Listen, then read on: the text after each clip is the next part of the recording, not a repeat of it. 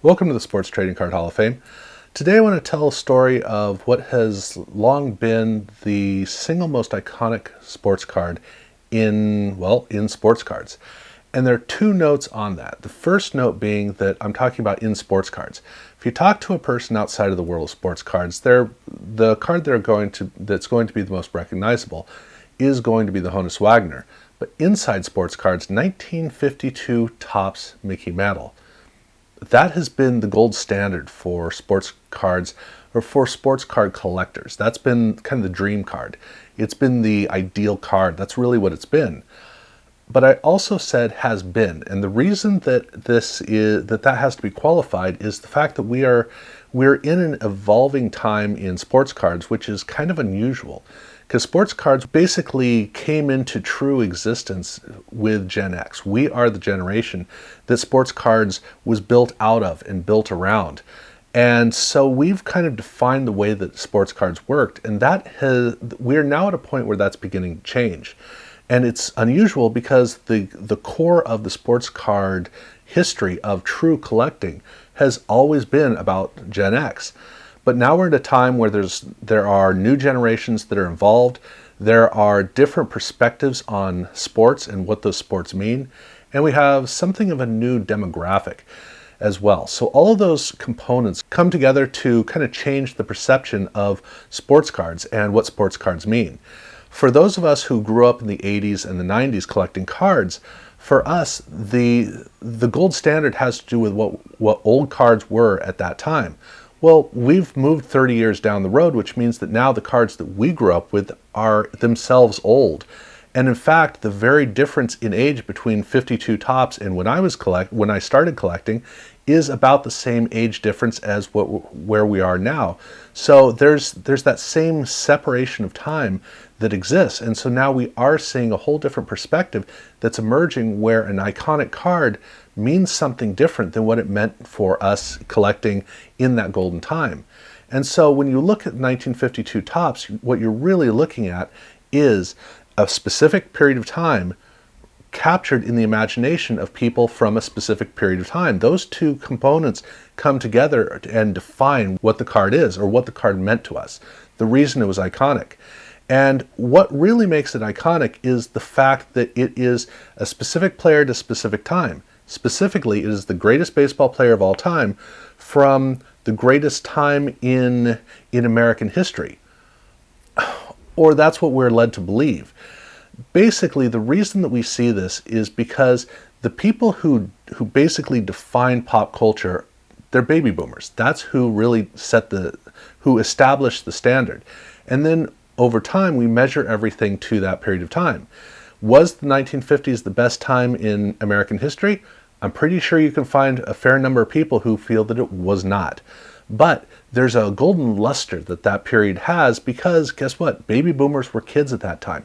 And everything is big and exciting, and everything seems perfect and ideal. I mean, for crying out loud, they didn't have to pay bills. They didn't have to change diapers.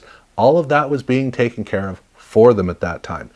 And so that means that they were able to really feel just the full maximum potential that art and excitement, the world around them, they were able to get that. And so the world as we know it is defined by what baby boomers remember from their childhood.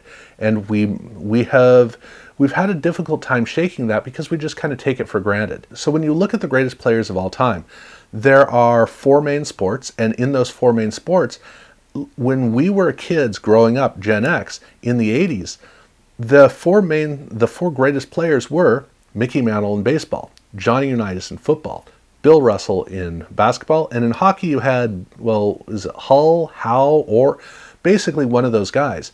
All of those guys played in the 50s and the 60s. That was the time when they were athletes. And it's not a coincidence that the greatest players of all four sports happen to be the greatest players during the time when baby boomers were growing up. If you go back and you watch the movie The Sandlot, they're talking about the greatest player as Babe Ruth, because for those kids, that was the greatest player, and they watched Mickey Mantle rise past Babe Ruth and become the greatest player of all time because they experienced it.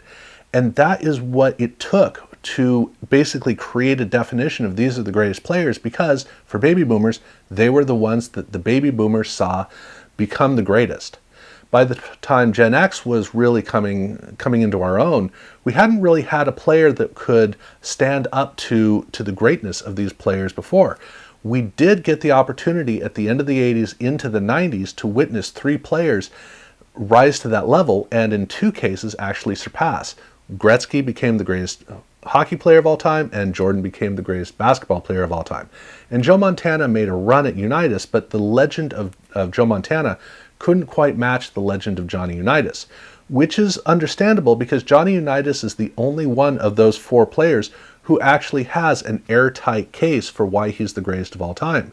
He invented modern quarterbacks, and that alone is the one thing that actually stands up and is why I maintain that Tom Brady is overrated.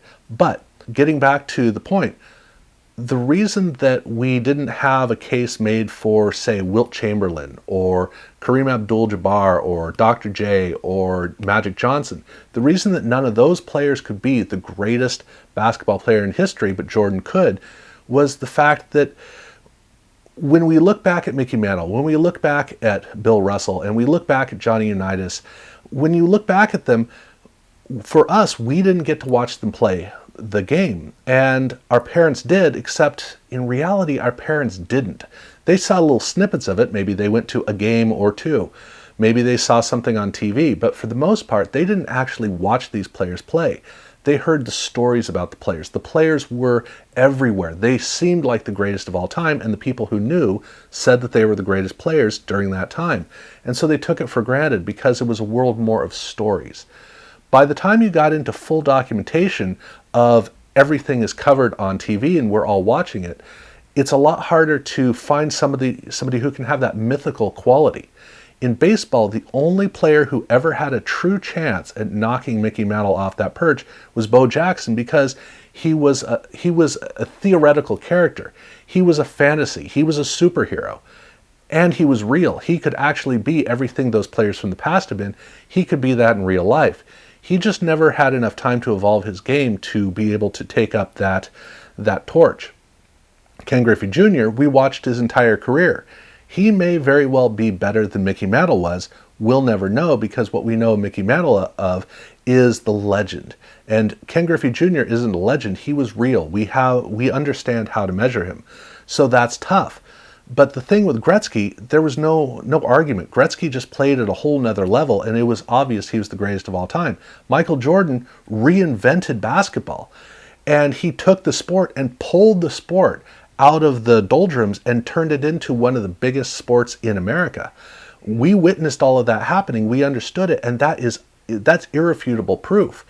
And so for those players, they were able to actually achieve that level. Mickey Mantle, however, is still that ethereal player. And if you want a great example of how important it is to actually witness something happening, look at LeBron James. For an entire generation, LeBron James was the greatest player of all time, and yeah, Jordan was good, but look at LeBron. And it wasn't until the Last Dance documentary came out and a whole narrative was able to help a new generation that didn't experience it, finally you heard people going, oh, now I get it. And that's the thing, you have to be able to combine those pieces together in order to understand it. If you experience it, you understand it, but then you get jaded, and everything afterwards doesn't quite have the same magic as what you discovered. So, baby boomers wouldn't really have the ability to watch a player like Ken Griffey Jr. and have the same feeling as what they experienced with Mickey Mantle. So Mickey Mantle stands as that unique player where he's the greatest of all time simply because he happens to have been the greatest player at a specific time that defined greatest player. It's possible Babe Ruth might have been better, Ty Cobb might have been better, Walter Johnson might have been better. They may have been much better. We'll never know. And again, Ken Griffey Jr., many other players could have been better, but that's not the way that we define it. So, Mickey Mantle is the greatest player of all time in baseball by default. And for those of us who were collecting cards in the 80s and the 90s, baseball was the de facto sport for cards. That is what cards came out of. And by extension, Mickey Mantle was therefore the greatest player of the main area of sports cards. So it was very iconic. But more than that, cards themselves have had a long history, very long history. But that history itself is also limited to accessibility and visibility. So when we were growing up, our parents had collected cards, or our parents had had cards. In fact, when you watch the most iconic of all of the Christmas TV specials, the Charlie Brown Christmas special, that one has a wonderful little almost throwaway line where Lucy, she basically crushes Schroeder's heart by challenging the greatness of Beethoven by saying that Beethoven never had his picture on a bubblegum card. And setting aside the fact that she's not entirely true, he basically had at that point, it's a throwaway line that actually means something to card collectors from a different generation. Because for those of us who collected in the 80s and 90s, cards were important and nobody cared. But for our parents' generation, cards were not important. They were just standard bill of fare. Almost all kids had cards at some point. My mom, for crying out loud, had cards because she wanted the gum, and then she had the cards and she had no idea what to do with it.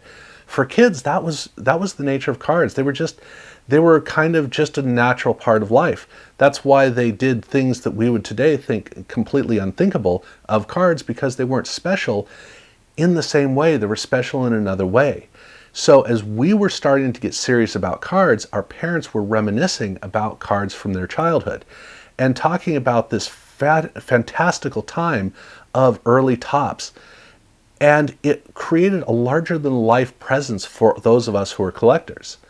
But more than that, it wasn't just the fact that they were theoretically amazing. They were also a true lineage where, for those of us collecting in the 80s and the 90s, we couldn't look back at Gaudi and Play Ball and sets like that. We couldn't look back at those and see how they tied in to our cards.